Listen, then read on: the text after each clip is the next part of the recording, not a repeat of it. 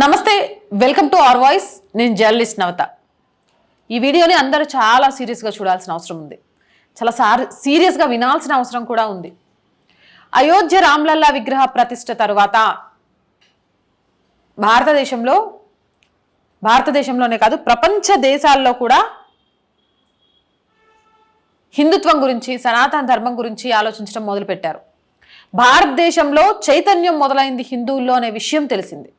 హిందువుల్లో చైతన్యం మొదలైతే కొంతమంది ఉంటారు కదా, పాకిస్తాన్ ప్రేరేపిత విధ్వంసాలు సృష్టించడానికి, అల్లర్లు చేయడానికి, లేకపోతే మత మౌఢ్యులు, వీళ్ళని ఇంకేమన్నా పర్లే, పాకిస్తాన్ ప్రేరేపిత బ్యాచ్ ఒకటి ఉంటుంది కదా, అది దేశంలో మత కల్లోలాలను సృష్టించడానికి కూడా ఏమాత్రం వెనుకంజ వేయదు. ఎందుకంటే మరో 3-4 నెలల్లో ఎన్నికలు రాబోతున్నాయి. ఈ 3-4 నెలలు అనేది భారతదేశంలో చాలా ముఖ్యమైనవి.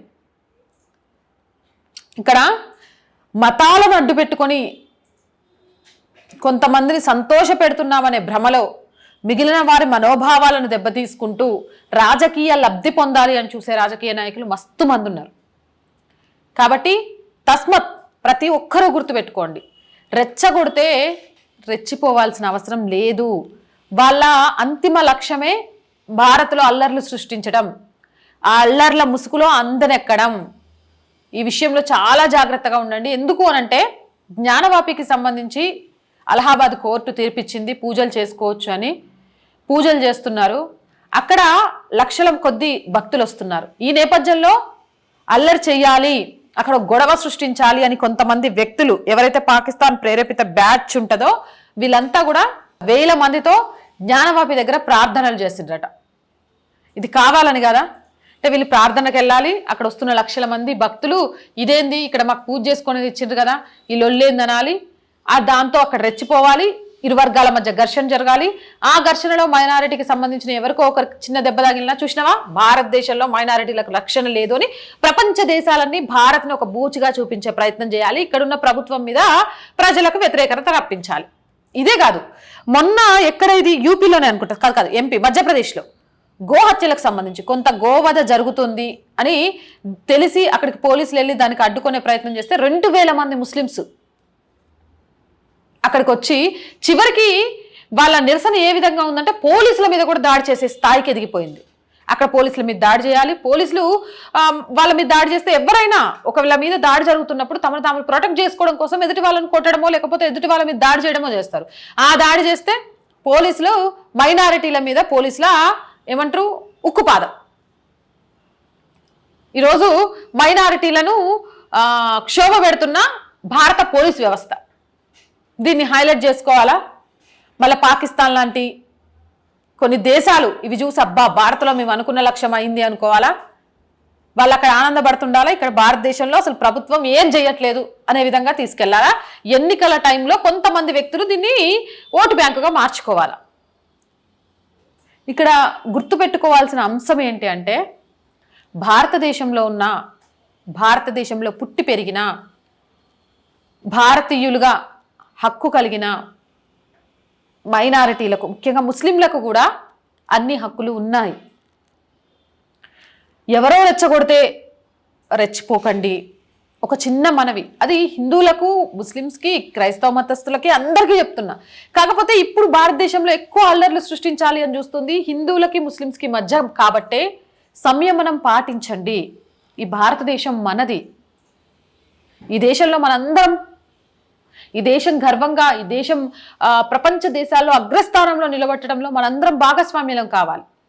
ఇలాంటి పాకిస్తాన్ ప్రేరేపిత వ్యక్తుల వల్ల, కొంత దౌర్భాగ్యుల వల్ల, దుష్టుల వల్ల, వాళ్ళు పెట్టే చిచ్చు వల్ల అల్లకల్లోలం కావద్దు. 1కి 10 సార్లు ఆలోచించండి. చట్టాలు సాక్ష్యాలు లేకుండా ఎలాంటి నిర్ణయాలు ఇవ్వవు, ఎలాంటి తీర్పులు ఇవ్వవు. సాక్ష్యాలే అవసరం లేకుండా తీర్పులు ఇవ్వచ్చు అనుకుంటే ఈరోజు కోర్టులలో అన్ని పెండింగ్ కేసులే ఉండవు. ఎందుకంటే ఏదో ఒక లోపాన్ని ఎత్తుకొని బయటికి రావడానికి ప్రయత్నం చేస్తూనే ఉంటారు. కానీ అలాంటి లోపాలకు కూడా దొరకకుండా అన్ని రకాల సాక్ష్యాధారాల తర్వాతే తీర్పు ఇవ్వాలి అని ఆలోచిస్తుంది. కాబట్టి చట్టం అన్ని కేసులు పెండింగ్లో ఉంటున్నాయి సంవత్సరాలు. అలా కోర్టు నుంచి తీర్పు వచ్చిన తర్వాత కూడా మిమ్మల్ని రెచ్చగొట్టే ప్రయత్నం చేస్తున్నారు అంటే గ్యారంటీ అది రాజకీయ లబ్ధి కోసం తప్ప నిజంగా మీ మీద ప్రేమతో కాదు. ఈరోజు ప్రభుత్వం తీసుకొస్తున్న సిఏఏ కానీ ఇంకొకటే కానీ భారతదేశంలో ఉన్న ముస్లిమ్స్కి ఏ మాత్రము కూడా ఎఫెక్ట్ పడదు.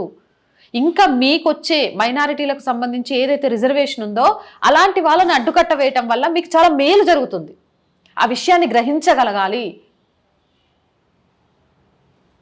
మనం అప్పటి నుంచి చెప్పుకుంటూ వచ్చారు, ఇప్పుడు కూడా మన వాళ్ళు చెప్తూనే ఉన్నారు. ప్రతిజ్ఞ కూడా చేస్తాం, భారతీయులంతా నా సోదరీమణులు అని. ఇప్పుడు ఆ సూత్రాన్ని, ఆ ప్రతిజ్ఞని ప్రతి ఒక్కరు గుర్తించుకోవాల్సిన సమయం. లోక్సభ ఎన్నికలకు ముందు ఖచ్చితంగా ఈ మత మౌఢ్యులు భారతదేశం మళ్ళీ ఐక్యమవుతుంది. కారణం ఏంటంటే అయోధ్య రామలల్ల విగ్రహ ప్రతిష్ఠ తర్వాత భారీగా వెళ్తున్న జనాలలో ముస్లిం సోదరులు కూడా మస్తు మంది ఉన్నారు. ఎందుకంటే వాళ్ళు ఈ దేశంలో పుట్టినరు, ఈ దేశంలో పెరిగినరు, ఈ దేశ సనాతన ధర్మం ఏందో వాళ్ళకి తెలుసు. సనాతన ధర్మం బ్రతికుండాలి అని కోరుకునే వాళ్ళలో వాళ్ళు ఉన్నారు.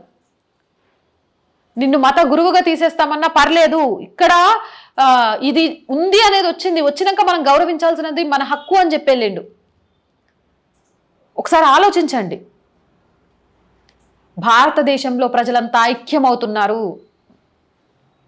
ఒక విషయం గురించి పాజిటివ్ వేలోనే ఆలోచిస్తున్నారు, చట్ట పరిధిలోనే ఆలోచిస్తున్నారు. అదే కనుక జరిగితే భారతదేశ సంపదను, భారతదేశ స్త్రీలను, భారతదేశ ఔన్నత్యాన్ని, భారతదేశ గౌరవాన్ని దెబ్బతీయాలి అని చూసే కుహానా శక్తులు జీర్ణించుకోలేవు. ఆ కుహానా శక్తులు విధ్వంసాలు, అల్లర్లు పెట్టడానికి సిద్ధం చేస్తున్నాయి. అది వాళ్ళ మాటల ద్వారా. వాళ్ళ మాటలకు ఏమంటారు, మీ మైండ్ సెట్ని చేంజ్ చేసుకోకండి. ఒక్కసారి ఆలోచించండి. ఈ రోజు వరకు వాళ్ళు మీకోసం ఏం చేశారు? ఈ రోజు వరకు ఏ పోరాటంలో మీతో ఉన్నారు? ఈ రోజు వరకు వాళ్ళు భారతదేశ ఔన్నత్యం కోసం ఏం చేశారు? అలా చెయ్యలేని వాళ్ళు ఈరోజు భారత ఔన్నత్యాన్ని మనం ప్రపంచంలోనే అగ్రగామిగా నిలబెడుతున్న టైంలో వాళ్ళు ఎందుకు వచ్చి మన మీద ప్రభావం చూపించే విధంగా మాట్లాడుతున్నారు? ఎందుకు అల్లర్లు సృష్టించాలని చూస్తున్నారు? గత కొన్ని సంవత్సరాలుగా మనం చూస్తున్నాం. ఒకప్పుడు ఎన్ని గొడవలు జరిగేవి ఇక్కడ, కానీ ఈ మధ్య కాలంలో హిందూ ముస్లిమ్స్ మధ్య గొడవలే లేవు.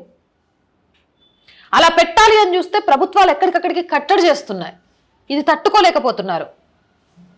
భారతదేశాన్ని కొడితే ఏదో సాధించే గొప్పతనం అని ఫీల్ అయిపోతున్నారు. దానికి ఒక అస్త్రాలుగా మనల్నే మార్చుకోవడానికి ప్రయత్నం చేస్తున్నారు. కాబట్టి అందరం కూడా సంయమనం పాటించాలి. లోక్సభ ఎన్నికల ముందు దేశంలో కొంత రగడ జరిగే అవకాశం ఉంది అంటూ కూడా సోషల్ మీడియాలో వార్తలు వస్తున్నాయి. వాటికి ఆజ్యం పోస్తున్నట్టుగానే అక్కడక్కడ పరిస్థితులు కనబడుతున్నాయి. కాబట్టి అందరూ సంయమనం పాటించండి. చట్టాలున్నాయి, ఖచ్చితంగా తప్పు చేసిన వాళ్ళకి శిక్షలు వేస్తాయి.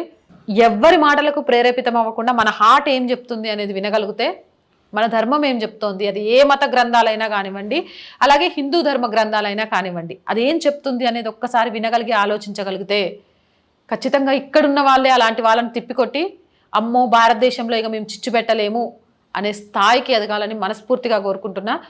కాబట్టి ఈ 3-4 నెలలు ఎలాంటి అవాంఛనీయ సంఘటనలు కలిగించాలని ఎవరు ప్రయత్నం చేసినా మనం మాత్రం సంయమనంగా ఉందాము. వాళ్ళ చేతుల్లో అస్త్రాలుగానో పావులుగానో మారకుండా భారతీయులం మేమంతా అనే విధంగా భారతదేశం కోసం, భారతదేశ గౌరవం కోసం ఏమైనా చేస్తాం. కానీ మీ చేతుల్లో అస్త్రాలుగా మారి భారతదేశాన్ని వినాశనం చేయడానికి ఒక్క అడుగు కూడా ముందుకు వేయమని నిరూపిద్దాం. ఈ వీడియోపై మీ అభిప్రాయం ఏంటనేది కింద కామెంట్ సెక్షన్లో తెలియజేయండి. ఇలాంటి మోర్ వీడియోస్ కోసం మన ఛానల్ వెంటనే సబ్స్క్రైబ్ చేయండి. ఈ వీడియో నచ్చిందా లైక్ చేయండి, షేర్ చేయండి.